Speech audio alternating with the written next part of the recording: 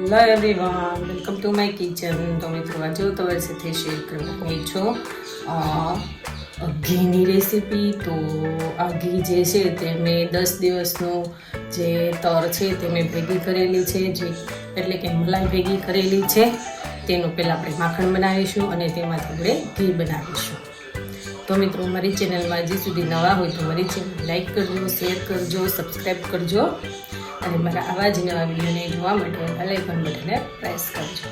તો ચાલો બનાવવાનું સ્ટાર્ટ. તો તમે જોઈ શકો છો કે અહીંયા મેં જે આ તર લીધેલી છે, મેં ડેલી જે દૂધ ગરમ કરી અને પછી જે ઉપર જે તર આવે છે તે મેં લગભગ 10 દિવસની આ તર ભેગી કરી છે અને તેમાં મેં છાશ નાખી અને તેને મેળવી દીધેલી છે. તો હવે તેનું આપણે માખણ કરી લઈશું.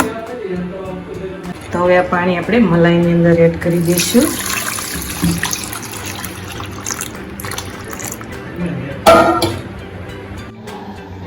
તો આ રીતના આપણે બ્લેન્ડરના મદદથી આપણે જે મલાઈને છે તે આપણે ફેરી લેવાની છે.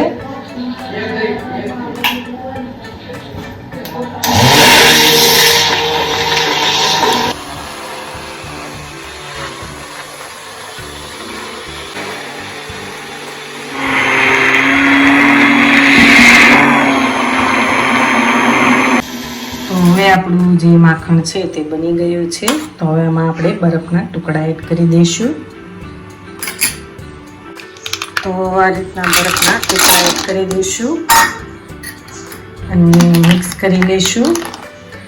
બરફના ટુકડા એડ કરવાથી આપણું જેટલું પણ છાશની અંદર માખણ છે તે બધું જ એક પીંડા જેવું થઈ જશે. છાશની અંદર જરીકર પણ માખણ નહીં રહે, એટલા માટે આપણે બરફના ટુકડા એડ કરી દેવાના હોય. ટ્રાન્સફર કરી લઈશું. તો હવે આપણે એક બાઉલ લઈશું અને ચમચીના મદદથી આ રીતના બધી જ માખણ છે તે આપણે એક બાઉલમાં ટ્રાન્સફર કરી લેવાનું છે.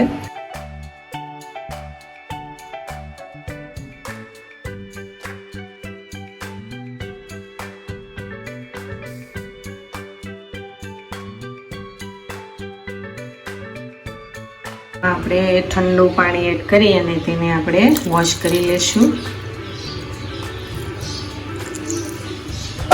જેથી કરીને માખણની અંદર જરા પણ છાશ ન રહે.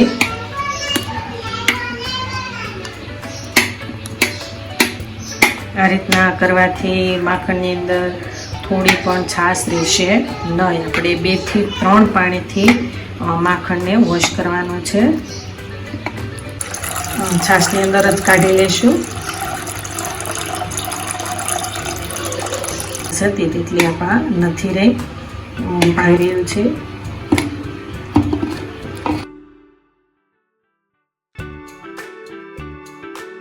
તો તમે જોઈ શકો છો કે આપણું જે માખણ છે તે એકદમ સરસ બનીને રેડી થઈ ગયું છે. તો આ માખણને તમે રોટલી ઉપર ચોપડીને પણ, તો તમે જોઈ શકો છો કે આપણે મલાઈમાંથી માખણ બનાવી લીધું છે. તો હવે તેનું આપણે ઘી બનાવીશું. ગેસ કરીશું.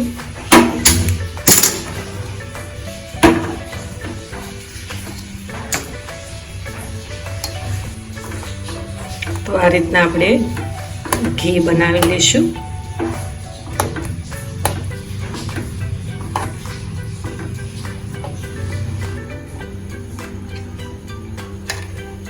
આ રીતના આપણે વચ્ચે વચ્ચે હલાવતા રહેવાનું છે, જેથી કરીને આપણું ઘી છે તે ઉભરાઈ ન જાય.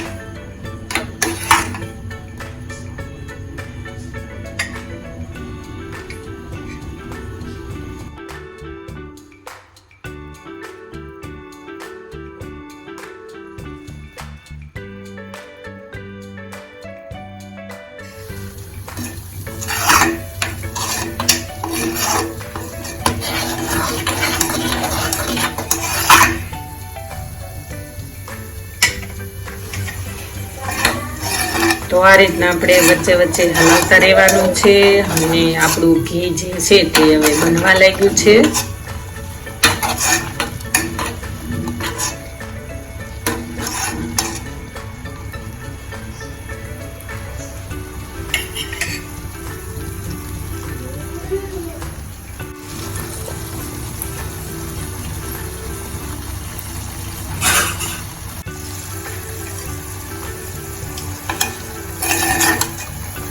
તો તમે જોઈ શકો છો કે આપણું જે ઘી છે તે બનવા લાગ્યું છે. હવે 5 જ મિનિટ જેવું લાગશે આપણું ઘી બનતા.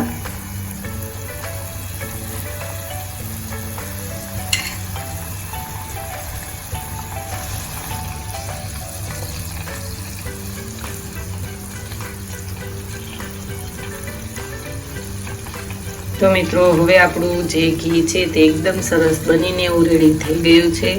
તો ગેસ ઓફ કરી હવે તેને આપણે નીચે ઠંડુ થવા રાખી દઈશું.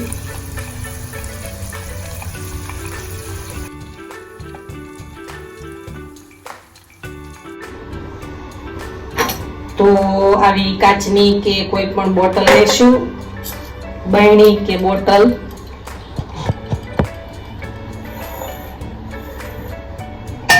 તો હવે આપણું જે ઘી ગરમ થઈ ગયું છે તે આમાં આપણે ગાળી લેશું.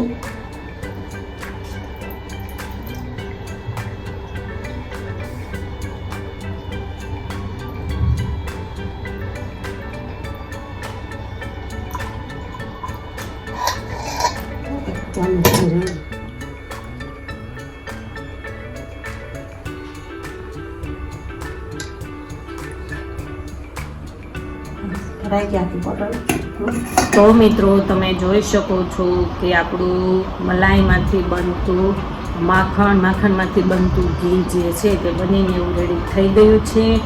તો આ ઘી તમે રોટલી ઉપર ચોપડી અને ઘી ખાઈ શકો છો, અને ભાખરીમાં પણ તમે ઉપર મૂકી અને બટકે પણ ખાઈ શકો છો, ચોપડીને પણ ખાઈ શકો છો. અને આની ગળચોપડી થાય છે, શીરો બને, અને અનેક એવી વાનગીઓ આનાથી બને છે. તો એવું એકદમ ટેસ્ટી એવું આપણું આ ઘી છે. તો મિત્રો તમે જોઈ શકો છો કે આપણું મલાઈ માખણ તો ઘી બનીને એવું રેડી થઈ ગયું છે. તો મિત્રો આ રેસીપી ઘરે બનાવવાનું જરૂર ટ્રાય કરજો, ખૂબ જ ટેસ્ટી લાગશે. અને હવે આપણે નવા વિડીયો સાથે ફરી મળીશું. Thank you for watching.